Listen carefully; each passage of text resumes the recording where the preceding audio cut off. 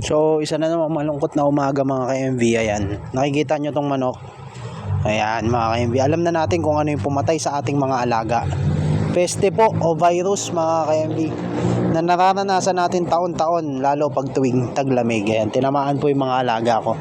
Ayan, lalo itong manok, wala na. Kailangan na natin itong dispatchahin kasi pag namatay ito, hindi na natin makakatay, kakalat na yung ano, kumbaga yung sa dugo niya. Ngayon, gagawin natin, papaduguin natin. Tapos ayun, masarap na adobo ang ating gagawin. Sayang itong mga alaga pagka ganito. Wala tayong magagawa, kasama talaga sa pag-aalaga ang mortality na tinatawag. Ayan, tapos mga ka-MV, dito pa sa punta tayo dito sa mga alaga.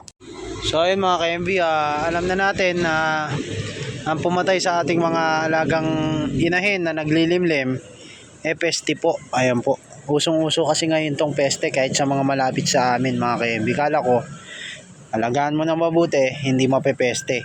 Ang totoo kasi niyan mga ka-MV, pag nag-uulan, tag-ulan, mahina po ang mga pato kahit malalaki na sila.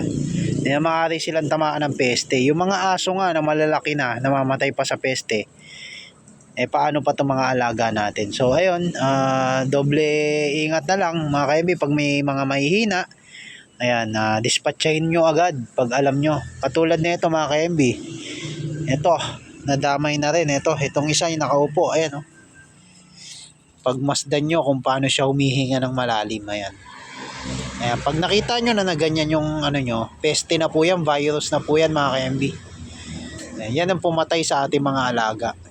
Lalo pag naglilimlim kasi mahina yung resistensya nila di ba? Kasi hindi sila kumakain. Kaya unang namatay yung dalawa na yon, sumunod yung manok. Ayan, mga manok mahihina din. Tapos eto na, nadamay na to. Hindi ko alam kung anong virus ito. Ayan, nangyayari ito mga ka-MV pag mga tag-ulan. Ayan, mahina lalo yung mga sisiw na pato.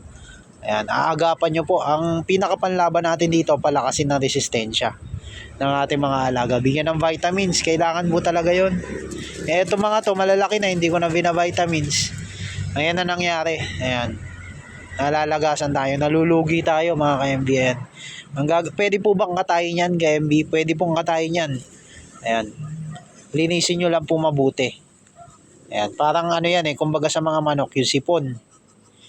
Ayan, pag napunta na sa ano nila, sistema nila, mahirap na alisin. Kaya ang pinaka vitamins, iwasan, prevention. Tapos maglinis po. Ayan, ang ginawa ko, inalis ko sila doon sa dating lugar kung saan sila napeste. Inilagay ko sila dito. Kaso mukhang tinamaan na rin tong isa. Ayan, dito kasi mga ka-MV malamig po, lalo pag gabi. Ayan, nakikita nyo ba yan? Open area po yan. Maraming damo. Tapos wala silang bubong. Puno lang sa lona ang bubong nila. Ayan, pag may nakita pa tayo na ang gagawin natin dyan, pag may sumunod pa dito sa isa, gagamutin na natin yan isa-isa. Ayan, bibigyan natin ng gamot. Kasi sayang naman kung mamatay lang, puro barako pa naman.